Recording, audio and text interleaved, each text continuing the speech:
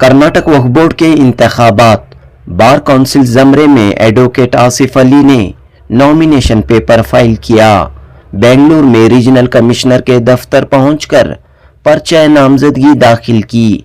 इसके बाद एडवोकेट आसिफ अली ने अपने ख्यालात का इजहार करते हुए कहा कि उन्हें दूसरी मर्तबा कर्नाटक वक्फ बोर्ड में खिदमत का मौका मिल रहा है।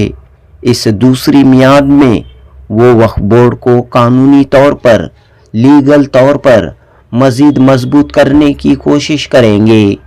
जनूबी हिंद न्यूज़ रिपोर्ट। और इस मौके पर क्या आप मैसेज देना चाहें? बिल्कुल, मैं अल्लाह का शुक्र करता हूँ कि अल्लाह ताला ने मुझे दूसरी बार जो है वक्फ बोर्ड के जो है मेंबर बनने की तौफीक अता फरमाया।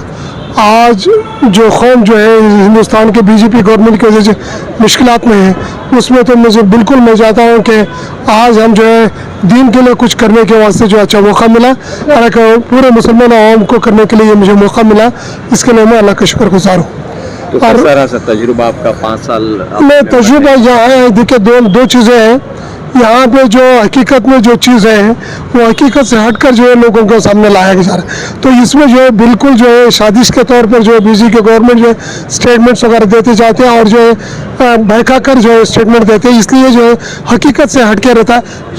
ये जो है मेरी अपनी पर्सनल तजुर्बा है। ये तो प्रॉपर्टी सेफ हैं? कैसा है सर कर्नाटक में? मैं प्रॉपर्टी सेफ यही एक ये इशू है, क्योंकि क्या है प्रॉपर्टी जो है डेडिकेशन, बल्कि वक्त बोले तो डेडिकेशन बोले तो डेडिकेटेड बोले तो जो प्रॉपर्टी इससे पहले दे चुके हैं, जो प्रॉपर्टी दिए हैं उसको बचाना वक्फ बोर्ड का काम है। लेकिन हर चीज़ जो है जो है परसों जो है स्टेटमेंट एक बीजेपी तेजस्वी सूर्या एक स्टेटमेंट दिए, वो डेडिकेशन के ऊपर नहीं जा रहा है। इट इज़ ऑलरेडी गिवन है, ऑलरेडी गिवन। अब जो है एक्वायर करने का कहीं भी इशू नहीं है, इसको ऑलरेडी डेडिकेटेड है। उसको जो हम डॉक्यूमेंटेशन बना रहे हैं ये बिल्कुल गलत है जो दूसरी जगह बोल रहे हैं। That's very clear. तो आपके इसमें इलेक्शन होगा या डायरेक्ट आप इलेक्ट हो जाएंगे?